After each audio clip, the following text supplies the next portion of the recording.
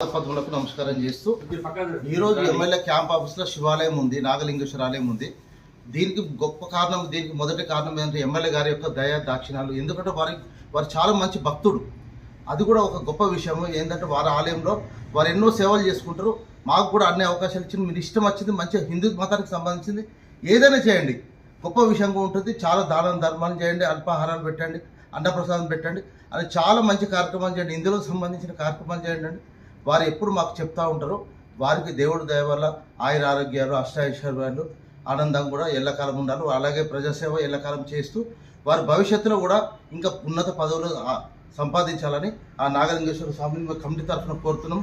వారు కూడా మాకు ఎప్పుడు కానీ ఇలాగే మంచి అవకాశాలు ఇస్తూ మంచి వారు దేవుడి దగ్గరకు వచ్చేసి వారు కూడా ఎప్పుడైనా వచ్చి ఆర్తి కార్యక్రమంలో పాల్గొనను అందరికీ కోరుతున్నాం. వారికి కూడా కోరుతున్నాం. ఓం నమః శివాయ.